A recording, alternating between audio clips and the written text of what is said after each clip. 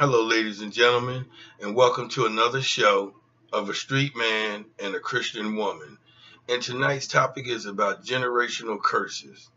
Generational curses is a topic that people don't speak about and a lot of people don't believe.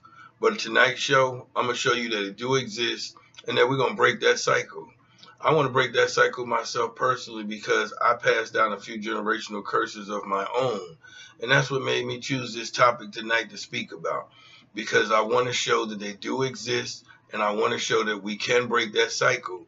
And here's a few good generational curses that I'm going to show, and then there's a few bad generational curses that I'm going to show. Now, a good generational curse that we pass down from generations to generations could be college. Let's say my grandfather went to college, my father went to college, and then my son go to college. That's a good generational curse that we could pass down. Another good generational curse that we could pass down, let's say that my grandfather was a police officer, so my father was a police officer, and now a son is a police officer. Those are good generational curses, but we don't have many of those today. So now we're going to talk about the bad generational curses that's passed down, such as alcoholism. Let's just say that your grandfather was an alcoholic, then he passed it down to his son. Your father is an alcoholic, now it passes down to you, and you're an alcoholic. These are bad generational curses that's passed down for generations that won't stop. The cycle don't stop. If we don't break it, it'll continue to go on and on and on and on until it stops. Now, as far as myself, the generational curses that I passed down that I wish to stop tonight, and I wanted my family and all families out there to see and understand and recognize that they do exist, is I passed down a generational curse of going to jail. My father went to jail. I went to jail. One of my sons went to jail. And I said to him, hey, man, let's break this cycle. Let's not let your son go to jail. Let's teach your sons to stay away from criminal activity so that we don't pass this on to his son. And the generational curse just keep going and keep going and going. The other generational curse that I passed down that I received from my father was having a lot of kids. I did the same thing he did, and I had a lot of kids.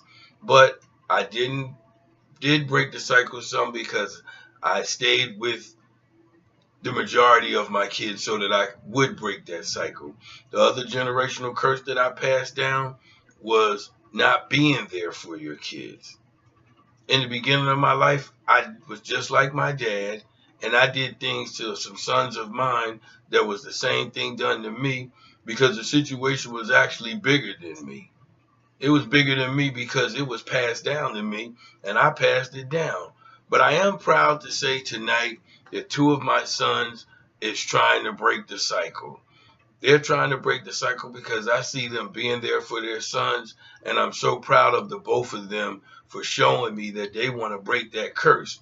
And that's the reason why I'm doing this show.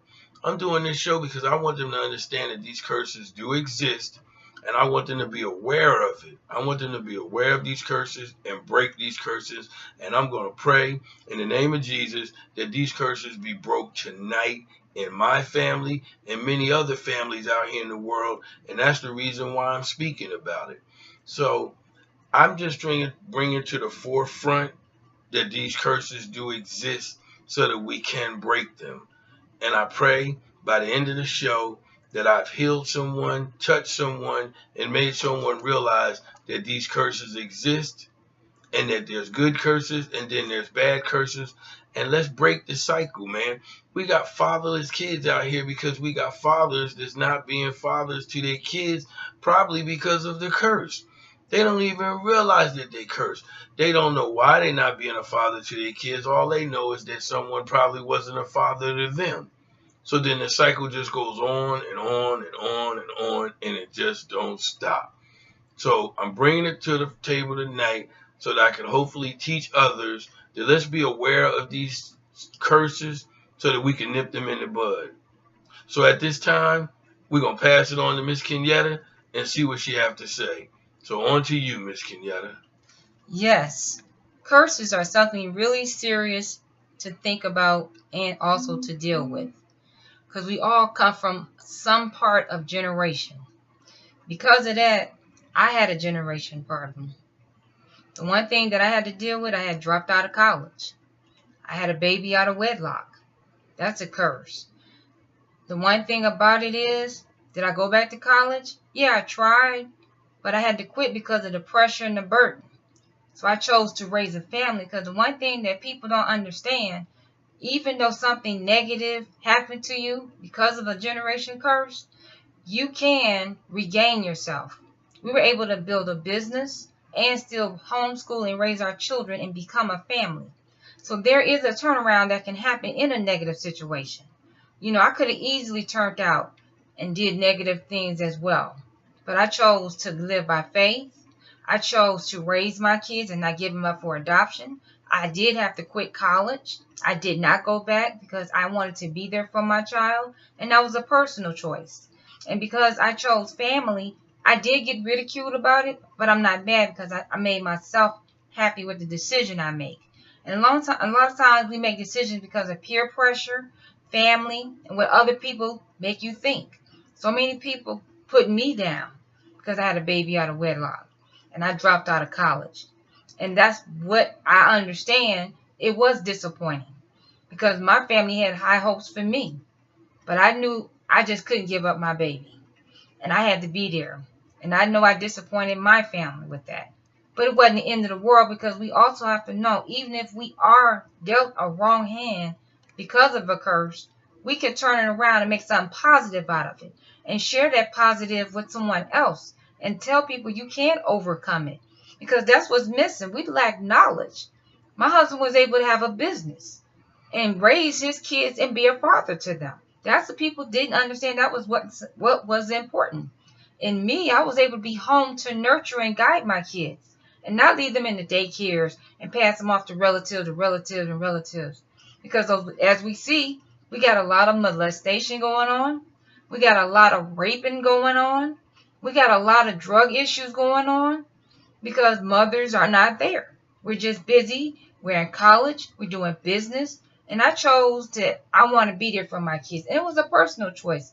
And this isn't to condemn any woman, not whatsoever. I'm just saying that was my personal choice. And I turned my negative situation into a positive situation. I became a mother of 6. And like I said, my husband, even though he had a criminal record, he was able to work for himself. And he made legal money. And it was legit. He paid taxes. And he took care of us legally. And that's what people don't talk about.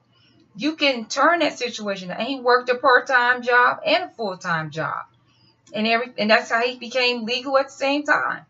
And I was able to cut costs by not paying a daycare and staying home. And that made our life manageable. But we also need to know there is a turnaround when we dealt a hand of a generation curse. Turn it around and making something positive out of it. And give back to others. Because somebody else is in that sticky situation. And if people choose to give their baby up for adoption, we are not to condemn them either. Because you got all type of options today. You really do. We just want to let people be aware of, let's stop it. Get protection. Don't have sex. Do other things besides just keep continuing to have babies out of wedlock and raise these children fatherless, because it made me stop having babies. On a real, when I saw how much effect that it happened, I had to ask myself, am I doing the right thing? Because it's a lot of time and energy and effort that you got to put into a child. And sometimes as women, we don't think about that. And I suffered a lot. I suffered a lot because I didn't get my education. And I'm not condemning people, but just to let people be aware of it. Get God in your life. Please stop the curse. Please be aware of your choices. Please realize if you do choose to make a negative choice, make it into a positive and be better at it. The one thing I do, I be there for my kids. And I tell them about my mistakes. Because the one thing I let them know, I'm not perfect. Sometimes as children, we follow that same pathway. I'm going to do what my mom did or the generation before that. Because in my generation, my mother and my grandmother on both sides had a lot of children. It's 7 on one side and 11 on my dad's side. And I had 6. So it's in my genes. So the one thing I chose to do, I made something positive out of it, and I made it work. So it can work if you wanted to. You know, if you did drop out of college, you can always go back. And you can work for your, you know, we had a business, and he was able to maintain us. And there is light at the end of the tunnel when you are going through a rough situation. And back to you, Mr. Delgado. And thank you, Miss Kenyatta. And in closing, I'd like to say that we just wanted to bring awareness that there are generational curses that's passed down from generation to generation to generation. And at some point, we need to nip it in the bud and stop it. So as I said before, I'm proud to see that 2 of my sons are being there for their fathers, even though I wasn't there for them. I'm very proud to see that they want to break that curse. And I just want them to be aware that that curse exists. So if you have curses in your family and you see that it's a curse, stop it. Nip it in the bud so that this don't be passed on from generation to generation to generation. Because that's all it's going to do, is be passed on from generation to generation. And if you're out there and you're fatherless, get you a mentor. If you don't get a mentor, then be a mentor. But help these young people today so that we can be better people, so that we could be a better race. Because that's what our problem is in our race today. We don't have fathers. But we need men to step up to the plate, be fathers, and be mentors if you're not a father. Or be a mentor or get a mentor. So, as we always say at the end of the show, love, peace, and togetherness, and good night.